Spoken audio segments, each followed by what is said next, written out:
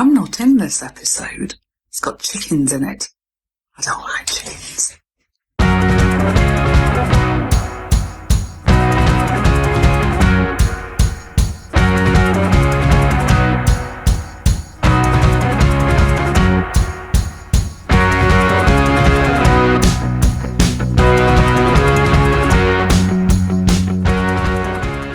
The timber frame crackerbox of Samlesbury Hall no longer rests in the hands of the aristocracy, which is always good because, despite believing themselves to be naturally superior, they're actually a useless bunch. Nowadays it's owned by a registered charity known appropriately as the Samlesbury Hall Trust, and they need all the help they can get.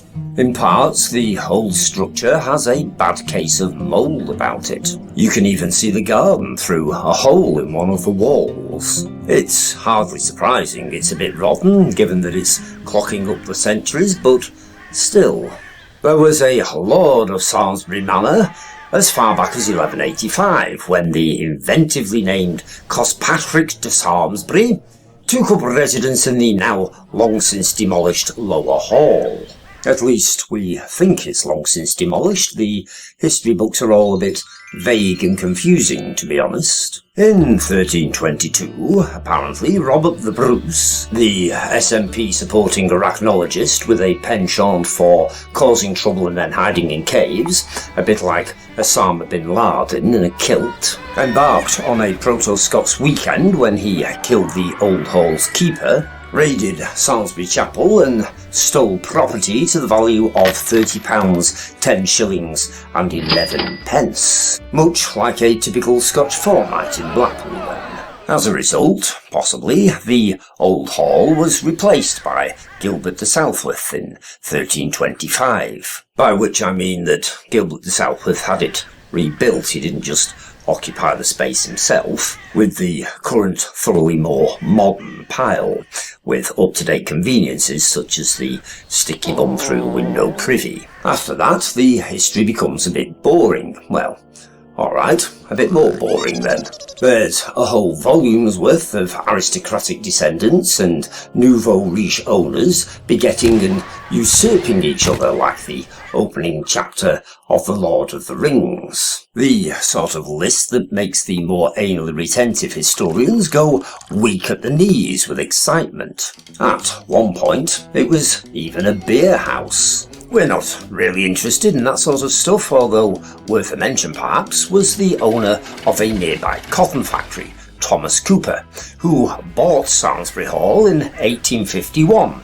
Just like that. I'll get me out. The Victorians, with their usual pomposity, weren't exactly kind to the building. And by the mid-1920s, Samlesbury Hall was so knackered it was earmarked for demolition to make way for a new housing estate. That was where the Samlesbury Hall Trust nobly stepped up to the mark. Presumably they couldn't afford much furniture to go with it unless bygone aristocrats preferred to stand at their desks, which is all very interesting for some, but as you'd expect with such an ancient crumbling edifice, there are ghosts to be had. Let's kick off with the priest who allegedly haunts the appropriately named priest room. He was murdered, according to legend, by unspecified soldiers at an unspecified date before being decapitated.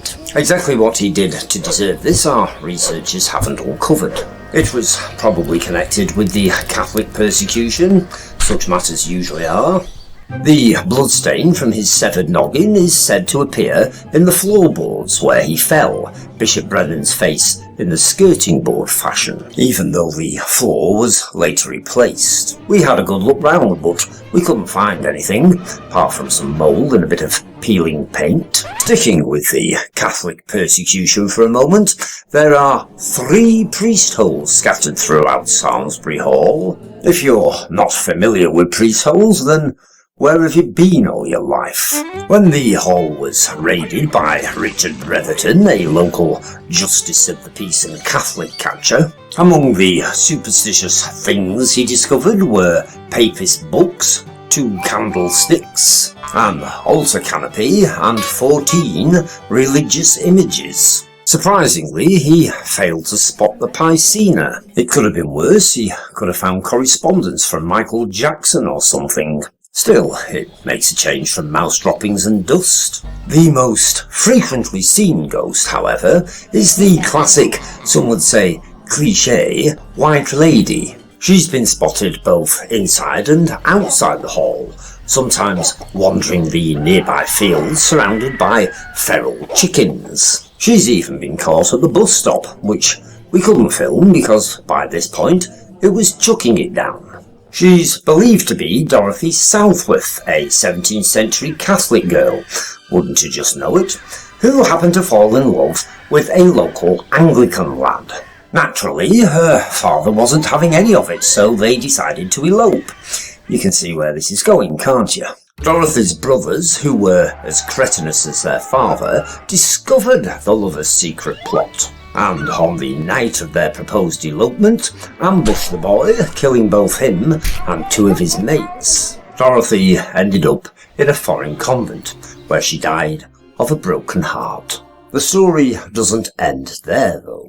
Several centuries later, 3 bodies were discovered near the moat, believed to belong to the Anglican lad, we never did discover his name, possibly because the story's an invention, and his mates. There are chickens at Sarms-burry Hall, free range or feral depending on your belief system, that seem to have taken over the car park. So that's the cat's supper sorted.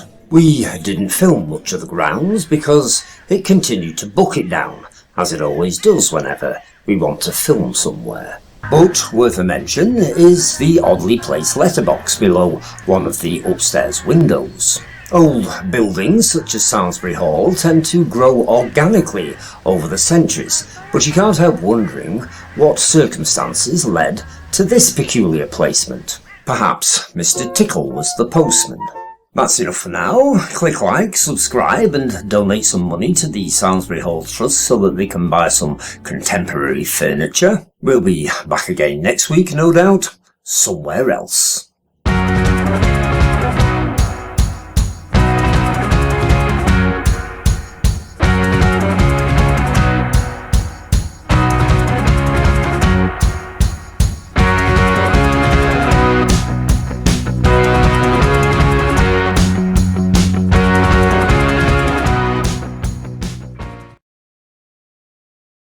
I said there were chickens in it, didn't I?